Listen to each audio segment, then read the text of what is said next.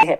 और आज के कार्यक्रम में हम बात करेंगे खास तौर पर प्राणवायु की, इसके विकार और योग के माध्यम से हम इससे कैसे निजात पा सकते हैं। लेकिन उससे पहले हम योग के बारे में कुछ जानना चाहते हैं। आज के हमारे जो विशेषज्ञ है वो है भूपेंद्र देव जी, जो कि योग प्रशिक्षक है, और डेमो देने के लिए हमारे साथ दिलीप सिंह जी है, जो कि प्रदर्शक के रूप में आपके सामने हाजिर होंगे। और तो स्वागत है भूपेंद्र जी आपका कार्यक्रम में। और सबसे पहले आपसे योग के बारे में ही जानना चाहते हैं कि आपके दृष्टिकोण से योग को आप कैसे परिभाषित करते हैं।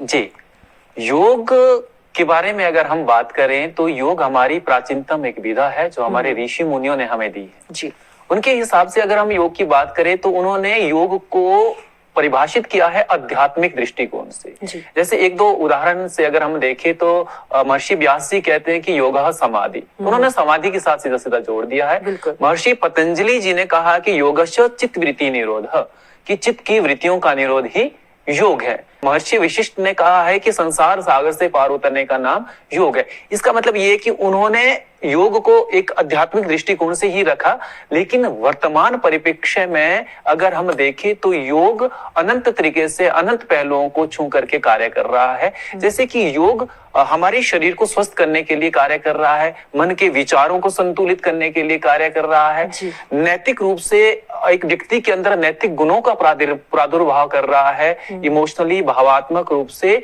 उनके विचारों को संतुलित कर रहा है, उसको संतुलित करने का कार्य कर रहा है, और साथ ही साथ आध्यात्मिक दृष्टिकोण से भी परमात्मा के साथ जोड़ने का निरंतर कार्य योग कर रहा है। लेकिन हम ये कह सकते हैं कि आपका जीवन तभी अच्छा रहेगा, तभी संतुलित रहेगा अगर आपकी प्राणवायु अच्छी है। अब आप सोचेंगे प्राणवायु क्या है, क्या ये घटती और बढ़ती भी है? तो यही सब आज हम जानेंगे आज के विशेषज्ञ से। तो आपसे जानना चाहते हैं आखिर ये प्राणवायु जो हमारे जीवन में इतना इम्पोर्टेंट रोल रखती है, ये क्या है? जी, प्राणवायु को जानने के लिए मैं सीधा सीधा आपको आयुर्वेद की तरफ ले जाना चाहूंगा। आयुर्वेद में कहा है कि दोष धातु मल मूलम ही शरीरम, कि यानी कि दोष धातु और मल, ये जो तीन चीजें हैं ये शरीर के आधार हैं, ये शरीर के मूल हैं, ये स्तंभ है शरीर के। इसमें भी अगर हम देखें तो सबसे पहले आयुर्वेद ने इसमें दोष रख दिया, दोष धातु मल, इन तीनों में सबसे पहला स्थान दोष का दे दिया। तो जो ये दोष हैं, दोष तीन प्रकार के होते हैं, वात पित्त और कफ। इन तीनों दोषों का शरीर के अंदर संतुलित होना बहुत आवश्यक है। जब तक ये संतुलित है तब तक शरीर हमारा स्वस्थ है। जब इसका संतुलन बिगड़ गया तब शरीर में विकार आने शुरू हो जाते हैं। तो इसी में जो दोष है, दोष का जो पहला पार्ट है वो है वात। तो वात को जनरली नॉर्मल भाषा में हम प्रयोग करते हैं वायु। तो वायु को आयुर्वेद में आगे 5 भागों में विभाजित कर दिया, और वो जो 5 भाग हैं वो है प्राण, अपान, समान, उदान और व्यान। यानी कि हमारी जो वायु है उसको आगे 5 भागों में विभाजित कर दिया। उस 5 भागों में भी जो सबसे पहला भाग है वो हमारी प्राणवायु है। और प्राणवायु को और अच्छी तरह से स्पष्ट किया आयुर्वेद ने। आयुर्वेद क्या बोल रहा है कि प्राण यति जीवयति इति प्राण, अर्थात जीवन जीने के लिए जो सबसे महत्वपूर्ण चीज है वो हमारी प्राणवायु है। जी, तो अब ये प्रश्न आता है कि जो ये प्राणवायु है ये हमारे शरीर में किस तरह कार्य करता है, क्या इसका रोल रहता है हमारी बॉडी में? जी, हमारी जो प्राणवायु है, प्राणवायु के बारे में बता देता हूं मैं। इसका ये जो बनती है, ये मेनली बनती है हमारे इस संसार का निर्माण, इस ब्रह्मांड का निर्माण या हम सबका निर्माण 5 महाभूत तत्वों से हुआ है। वो 5 महाभूत है अग्नि, वायु, आकाश, पृथ्वी और जल। ये जो 5 महाभूत तत्व है, इससे इस सृष्टि का निर्माण हुआ। इन्हीं 5 महाभूत तत्वों से 2 तत्व ऐसे हैं जो हमारे प्राणवायु का निर्माण करते हैं, या प्राणवायु जिसका कॉम्बिनेशन है। वो है, एक तो है वायु तत्व, एक है जल तत्व। ये वायु तत्व और जल तत्व इकट्ठा होकर के प्राणवायु को निर्मित करते हैं, या प्राणवायु इनके हिसाब से संचालित होती है। तो ये जो जल तत्व और वायु तत्व है, इन्हीं के संयुक्त रूप से हमारी जो प्राणवायु है वो शरीर के अंदर कार्य करती है। तो अब ये जो प्राणवायु है ये घटती और बढ़ती रहती है, या फिर क्या विकृति इसमें आती है समय समय पर? अगर ये कह जाए तो विकार क्या रहता है? जी, बहुत सही प्रश्न किया आपने ये। एक सामान्य भाषा में, एक नॉर्मल भाषा में जो प्राण वायु है, हम अंदर की तरफ जितनी कर भी चीजें ग्रहण करते हैं वो प्राण वायु के कारण होती है। जैसे हम सांस ले रहे हैं, प्राण वायु का काम है। जैसे हम भोजन ग्रहण कर रहे हैं, ये प्राण वायु की वजह से होता है। तो ये जो प्राण वायु है, अभी थोड़ी देर पहले हमने बताया कि प्राण वायु दो चीजों का कॉम्बिनेशन है, जल तत्व और वायु तत्व। तो ये जो जल तत्व और वायु तत्व है, ये हमारे प्राण में संतुलित अवस्था में होना आवश्यक है। जब ये असंतुलित हो जाते हैं शरीर में, तो शरीर के अंदर विकार पैदा होने शुरू हो जाते हैं। एक एग्जांपल दे रहा हूं मैं, जब शरीर के अंदर वायु तत्व बढ़ गया और जल तत्व घट गया, तो शरीर में सूखी खांसी आना शुरू हो जाएगी, हमारा गला सूखना शुरू हो जाता है, हमारे होंठ सूखने शुरू हो जाते हैं, फेफड़े सिकुड़ने शुरू हो जाते हैं, शरीर सूखना शुरू हो जाता है। इस तरह के विकार आने शुरू हो जाते हैं। और दूसरी तरफ से अगर हम आपको बताएं कि जब जल तत्व बढ़ता है और वायु तत्व घटता है प्राण वायु के अंदर, तो जल तत्व बढ़ने से कफ विकार आने शुरू हो जाते हैं, बलगम बहुत ज्यादा आना शुरू हो जाता है, शरीर के अंदर फैट इकट्ठा होना शुरू हो जाता है, या ब्लॉकेज, मेनली हृदय से रिलेटेड ब्लॉकेज रहती है, फेफड़ों से रिलेटेड ब्लॉकेज रहती है, शरीर के बहुत भागों में ब्लॉकेज रहती है। तो मेन कारण होता है जल तत्व की वृद्धि। तो हम ये कह सकते हैं, क्योंकि योग और जीवन की जब हम बात करते हैं, तो योग के माध्यम से क्या हम प्राणवायु को कम कर सकते हैं या अधिक कर सकते हैं? अगर कम है तो बढ़ा सकते हैं, इसकी विकृति को कैसे दूर कर सकते हैं? जी बिल्कुल, योग एक बहुत अच्छा साधन है प्राणवायु को संतुलित करने का। प्राणवायु जो अपना कार्य कर रही है, उसका कार्य संचालित रूप से अच्छे तरीके से हो, इसके लिए योग बहुत आवश्यक कार्य कर रहा है। जब भी इस तरह की विकृति आती है, तो सूक्ष्म व्यायाम से इसका अभ्यास करना शुरुआत करनी चाहिए। वो जो सूक्ष्म व्यायाम है, सूक्ष्म व्यायाम में सबसे पहला सूक्ष्म व्यायाम होता है जिसमें अपने किसी भी ध्यानात्मक स्थिति में बैठ जाते हैं, पीठ सीधी कर देते हैं, दोनों बाजुओं को सामने की तरफ फैला दीजिए, हथेलियों का रुख ऊपर की तरफ रहेगा। अब यहाँ पर नॉर्मली सांस भरते रहेंगे और छोड़ते रहेंगे। अब यहाँ से सांस भरते हुए दोनों बाजुओं को पीछे की तरफ ले जाने का प्रयास करते हैं और फिर सांस छोड़ते हुए दोनों बाजुओं को आगे की तरफ लाने का प्रयास करते हैं। इसका अभ्यास हमें कम से कम 20 से 25 बार लगातार करना है जी। तो ये एक पहला अभ्यास है जो प्राणवायु को स्थिर करने के लिए आवश्यक है, जिनकी बिगड़ गई है उनके लिए भी, और जो जीवन में आगे अपनी प्राणवायु को संतुलित करना चाहते हैं उनके लिए भी जी। तो यानी योग के माध्यम से जब हम सूक्ष्म क्रियाएं ये करते हैं, तो इसकी शुरुआत करनी है, उसके बाद धीरे धीरे आगे की ओर हम चलेंगे। लेकिन अगर प्राणवायु बिगड़ने के कारण हमें पता चल जाए कि किस तरह से ये बिगड़ती है, किस तरह से घटती है, तो ये क्या कारण रहते हैं, क्या लक्षण रहते हैं? जी, प्राणवायु बिगड़ने की जो मेन वजह रहती है वो रहती है रुक्षता, यानी कि ड्राइनेस। जब भी कोई ऐसी चीज हमारे शरीर में पैदा हो जाए जो शरीर के अंदर रूखापन पैदा कर दे, जो शरीर को ड्राई कर दे, तो जब ऐसी स्थिति शरीर के अंदर आती है तो उस दौरान हमारी प्राणवायु बिगड़ती है।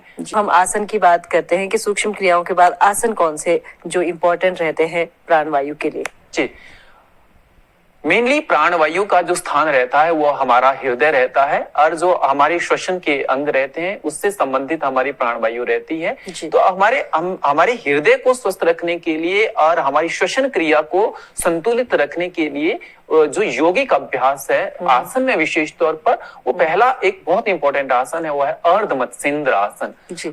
ये जो अर्धमत्स्येंद्र आसन है, आप देख रहे होंगे इसमें सबसे ज्यादा खिंचाव हमारे हृदय वाली मांसपेशियों में पड़ रहा है, हमारे फेफड़ों वाली मांसपेशियों पे पड़ रहा है। ये जो खिंचाव पड़ रहा है, इससे क्या हो रहा है, हमारे हृदय के फंक्शनिंग में बढ़ोतरी हो रही है और हमारे फेफड़ों की फंक्शनिंग में बढ़ोतरी हो रही है जी। तो इसके माध्यम से भी हम अपने प्राणवायु को कंट्रोल में ला सकते हैं जी। बिल्कुल। और कौन सा आसन इसमें इम्पोर्टेंट रहता है? इसके बाद इम्पोर्टेंट अभ्यास रहता है गौमुख आसन। विशेष तौर पर गौमुख आसन भी हमारे हृदय और हमारे फेफड़ों की कार्यक्षमता में वृद्धि करता है, और इसके साथ साथ सर्वाइकल स्पोंडिलाइटिस के लिए भी आवश्यक अभ्यास है। भूपेंद्र जी ये जानना चाहते हैं कि अगर तो प्राणवायु हमारी बिगड़ चुकी है तो ये हमें ये आसन करने चाहिए, अदरवाइज भी अगर कोई आदमी अपने आप को स्वस्थ रखना चाहता है तो क्या उन्हें ये आसन कंटिन्यू करते रहने चाहिए? ये जो योगाभ्यास है, दो ही कड़ियां होती है, एक वो होती है जब बीमारी आ गई होती है, एक वो कड़ी होती है बीमारी के आने से पहले उसका निदान करना जी। तो अगर हम इन अभ्यासों को, अगर प्राणवायु हमारी संतुलित है भी, अगर पहले ये सारे अभ्यास अगर हम कर रहे हैं तो वो आगे के लिए संतुलित रहेगी। जी, और अगर मैं ये कहूँ अब कि हमें कैसे पता चलेगा कि हमारे जो प्राणवायु है उसमें विकार आ चुका है या ये घट चुकी है या इसे बढ़ाना है, तो इसके बारे में बहुत जरूरी है कि हमें पता होना चाहिए कि शायद हमें ये प्रॉब्लम है। जी, प्राणवायु जब बिगड़ती है तो मेनली सबसे ज्यादा प्रभाव हमारे सांसों पर डालती है। प्रयास के साथ सांस भरते हैं या फिर साउंड के साथ सांस भरते हैं, सांस भरने के लिए प्रयास करना पड़ता है, ये इस तरह के जो जब लक्षण हमें दिखाई देते हैं तो समझ लेना चाहिए कि हमारी प्राणवायु बिगड़ चुकी है। जी, तो और आपसे जानना चाहते हैं, जैसे अभी हमने कुछ आसन बताए आपने कि इस तरह से आप अपने प्राणवायु को संतुलित कर सकते हैं, लेकिन और कौन सी क्रियाएं या फिर आसन या फिर यौगिक क्रियाएं हैं जिसके माध्यम से हम इसे दूर कर सकते हैं? जिनकी प्राणवायु बहुत ज्यादा बिगड़ गई है और उसको संतुलित करना है तो इसी भुजंगासन में हमें तिर्यक भुजंगासन करने की आवश्यकता है। तिर्यक में क्या होता है, पहले राइट साइड से पीछे देखने का प्रयास करते हैं, फिर वापिस आते हैं, फिर लेफ्ट साइड से पीछे देखने का प्रयास करते हैं। इससे क्या होता है, हमारे हृदय और हमारे जो श्वसन तंत्र के अंग है उसमें संकुचन और प्रसारण होता है। उस संकुचन और प्रसारण से हमारी जो हृदय की मांसपेशियां होती है या श्वसन तंत्र से संबंधित जो मांसपेशियां होती है उसमें खिंचाव होता है, संकुचन होता है, जिसके कारण उनकी मालिश होती है और उनकी जो कार्य करने की क्षमता है उसमें बढ़ोतरी होती है। जी, तो सभी के लिए संभव हो पाता है कि ये वाले आसन वो कर पाए, या कुछ ऐसी छोटी क्रियाएं भी होती है जिसके माध्यम से भी हम अपने प्राणवायु को ठीक कर सकते हैं? जी जी बिल्कुल। एक और बहुत आसान जैसा अभ्यास है जिसको एक बच्चे से लेकर के एक बुजुर्ग आदमी कर सकता है, व्याघ्रासन। व्याघ्रासन में हम घुटनों के बल आ जाते हैं, दोनों हाथों को अपनी छाती के लेवल में नीचे रख देते हैं। इसमें करना क्या होता है कि सांस भरते हुए अपनी गर्दन को ऊपर की तरफ ले जाना होता है और सांस छोड़ते हुए अपनी गर्दन को नीचे की तरफ जितना ला सकते हैं लाने का प्रयास करना होता है। इसी को बारंबार 15 से 20 बार दोहराते हैं व्याघ्रासन। ये बहुत ही अच्छा आसन है और बहुत ही अच्छे परिणाम है इस अभ्यास के। जी, प्राणवायु को संतुलित करना एक व्यक्ति के खुद के हाथ में है। प्राणवायु असंतुलित हुई है, उसको संतुलित करना कोई बड़ी बात नहीं है। एक छोटे से योगाभ्यास से शुरू कर दीजिए, थोड़ा सा अपना खान पान सुधार दीजिए, थोड़ा सा व्यायाम कर दीजिए, थोड़े से कुछ योगाभ्यास कर दीजिए, प्राणवायु संतुलित हो जाएगी। अब प्राणवायु के बारे में अगर हम बात कर रहे हैं तो प्राण का सीधा सीधा संबंध योग की एक विशेष क्रिया के साथ है। वो विशेष क्रिया है प्राणायाम। तो प्राणायाम के माध्यम से हम अपनी प्राणवायु को संतुलित कर सकते हैं। अगर वो शरीर के अंदर बिगड़ गई है, अगर वो अपनी संतुलित स्थिति में है भी, तब भी ये प्राणायाम जो है आवश्यक है ताकि इन फ्यूचर प्राणवायु बिगड़े ना। तो प्राणवायु के संतुलन के लिए सबसे पहला जो प्राणायाम वाला अभ्यास है वो है सूर्य स्वर को सक्रिय करना। तो सूर्य स्वर को सक्रिय करने के लिए करते क्या है, हम अपने बाएं हाथ के अंगूठे से अपने बाएं नोस्ट्रल को बंद करते हैं और दाहिने नोस्ट्रल से पूरी सांस अंदर भरते हैं और दाहिने नोस्ट्रल से ही पूरी सांस बाहर छोड़ते हैं। निरंतर बारंबार इस अभ्यास को इसी तरह से करते रहेंगे। ये लगभग हमारे को 100 से 150 बार इस अभ्यास को दोहराना है। बाएं नोस्ट्रल से ही सांस भरनी है, बाएं नोस्ट्रल को बंद करना है, दाहिने नोस्ट्रल से ही सांस भरनी है और दाहिने नोस्ट्रल से ही सांस छोड़नी है। हमारा पूरा ध्यान हमारे सांसों पर होना चाहिए, पूरी एकाग्रता और पूरे ध्यान के साथ इसका अभ्यास करना चाहिए। इसमें अगर किसी व्यक्ति को, मैं बार बार कह रहा हूं कि अगर उनको प्राणवायु की वजह से दिक्कत आ रही होगी सांस भरने और छोड़ने के लिए, तो वो सांस नोस्ट्रल से भर सकते हैं और मुंह से सांस छोड़ सकते हैं। लगभग 100 से 150 बार इसका अभ्यास करना है। इसी तरह से इसके बाद जो अगला अभ्यास रहेगा वो अभ्यास रहेगा गहरी लंबी सांस दोनों नोस्ट्रल से भरनी है, पूरी गहरी लंबी सांस भरनी है और पूरी गहरी लंबी सांस दोनों नोस्ट्रल से बाहर छोड़नी है। इसको बारंबार दोहराएं। पूरी गहरी लंबी सांस भरेंगे और पूरी गहरी लंबी सांस छोड़ेंगे, पूरी गहरी लंबी सांस भरेंगे, पूरी गहरी लंबी सांस छोड़ेंगे। हमारा पूरा ध्यान हमारे सांसों पर होना चाहिए, पूरी एकाग्रता के साथ इसका अभ्यास करना चाहिए। इसे भी 100 से 150 बार हमें दोहराना है और बार बार इसका अभ्यास करना है। इसे भी अगर ब्रीदिंग वाली दिक्कत है तो दोनों नोस्ट्रल से सांस भरते हैं और अपने मुंह से सांस को बाहर छोड़ सकते हैं। एक बार अभ्यास करके बताएं दिलीप जी। गहरी लंबी सांस नोस्ट्रल से भरेंगे और मुंह से सांस बाहर छोड़ेंगे, फिर नोस्ट्रल से भरेंगे, फिर मुंह से छोड़ेंगे। निरंतर बारंबार इसका अभ्यास इसी तरह से करेंगे, इससे हमारी जो प्राण वायु जो विकृत हुई है वो संतुलित हो जाएगी, और अगर विकृत नहीं भी हुई है तब भी वो जीवन पर्यंत जो है संतुलित रहेगी, बैलेंस में रहेगी। जी, जैसे भूपेंद्र जी आपने खान पान की बात की थी, तो आज के समय में हमारा खान पान ऐसा हो चुका है कि शायद किसी को ही सात्विक भोजन जिसे हम कहते हैं कि अच्छा भोजन प्राप्त होता है, तो क्या खान पान का ध्यान रखना चाहिए हमें? विशेष तौर पर प्राणवायु जब बिगड़ती है तो प्राणवायु में देखो दो चीजों का कॉम्बिनेशन था प्राणवायु हमारा, जल तत्व और वायु तत्व। तो ये जो जल तत्व जिसमें ज्यादा रहता है या वायु तत्व जिसमें ज्यादा रहता है, इस तरह के जो खान पान है उससे हमें बचना चाहिए। जैसे कि कफ वाला जितना कर भी भोजन है उसको उससे बचना चाहिए हमारे को। हमारे शरीर में जो वात पैदा कर दे, वायु पैदा कर दे, ऐसे भोजन से बचना चाहिए। और जनरली लक्षणों की जब हम बात करते हैं कि कौन कौन से लक्षण हमारे अंदर दिखाई देते हैं जब किसी को वायु ये जो प्राण वायु के हम विकार कहते हैं, तो ये दिखते हैं अगर हमें खुद से फील करना हो कि शायद हमें ये प्रॉब्लम आ चुकी है? विशेष तौर पर इसकी जो पहचान की जाती है वो सांसों से ही की जाती है। जब सांसों के आदान प्रदान में हमें समस्या आनी शुरू हो जाती है तो प्राणवायु उस दौरान विकृत हो गई है, ऐसा समझ लेना चाहिए हमें। तो क्या हम ये मान सकते हैं कि शीत ऋतु में इसके असर या प्रकोप ज्यादा रहते हैं? स्वाभाविक जी, क्योंकि जो ठंड का मौसम होता है वो हमारे शरीर में रुक्षता पैदा करेगा, तो उस रुक्षता पैदा करने से जो प्राण वायु है उसके असंतुलित होने के चांस बहुत ज्यादा होते हैं। लेकिन इस दौरान शरीर में रुक्षता पैदा ना हो इसके लिए एक बहुत अच्छी चीज है, वो है मालिश। मालिश सर्दियों के लिए बहुत आवश्यक है प्राणवायु को संतुलित करने के लिए। तो प्राणवायु संतुलित हो तो रोज जो है शाम को सरसों के तेल की मालिश एक बार जरूर करें, और हृदय के साथ तो हमारी जो पीठ वाली जगह है वहां पर मालिश जरूर रात को सोने से पहले करें, लाभकारी है ये। मैं एक चीज आपको बताना चाहूंगा कि ये जो हमारी प्राणवायु है, प्राणवायु बिगड़ने का एक बहुत बड़ी वजह रहती है रात को लेट सोना। जी, रात को जो व्यक्ति लेट सोते हैं स्वाभाविक ही उनकी जो प्राण वायु है वो बिगड़ती है। तो एक संतुलित जीवन जीने का प्रयास कीजिएगा, एक संतुलित भोजन लेने का प्रयास कीजिएगा, जिससे हमारी प्राणवायु सदा सर्वदा संतुलित अवस्था में रहे और हम लोग जो है एक व्यक्ति जो है विकार रहित रहे।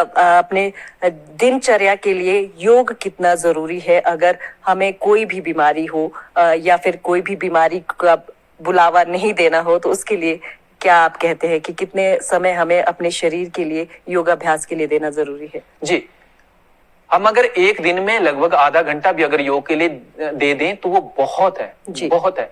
लेकिन बस हमें इतना पता होना चाहिए कि हमें कौन से अभ्यास करने हैं, कौन से अभ्यास नहीं करने हैं। अगर हमारे अंदर विकार आ गए हैं तो अगर आप स्वस्थ हैं तब आप कोई भी योगाभ्यास कर सकते हैं। दो एक ऐसे अभ्यास है जिनको कोई भी व्यक्ति कर सकता है और वो हमारे शरीर के लिए निरंतर फायदे देते हैं। प्राणायाम के अंतर्गत आते हैं वो, एक आता है भ्रामरी प्राणायाम और एक आता है ओंकार प्राणायाम। ये दोनों के दोनों प्राणायाम अनंत लाभों से परिपूर्ण है। चाहे वो हमारे प्राण असंतुलित हुए हो, चाहे वो दोष असंतुलित हुए हो, चाहे वो हमारे मल असंतुलित हुए हो, शरीर का कोई भी भाग असंतुलित हुआ हो, बैलेंस से बिगड़ा हो या विकार आ गए हो, तो ये दोनों के दोनों बहुत लाभकारी है। अगर बहुत समय भी नहीं मिलता है, सुबह उठ करके इन दोनों का अभ्यास कर लें 5 मिनट, तो बहुत जो है हमारे लिए लाभकारी रहेंगे। जी, यानी योग के माध्यम से हम किसी भी विकार को दूर कर सकते हैं और योग के माध्यम से हम अपने शरीर को संतुलित रख सकते हैं, ये हम कह सकते हैं। जी बिल्कुल बिल्कुल जी। तो भूपेंद्र जी बहुत बहुत धन्यवाद हमारे साथ कार्यक्रम में जुड़ने के लिए। और आज का जो विषय है वो भी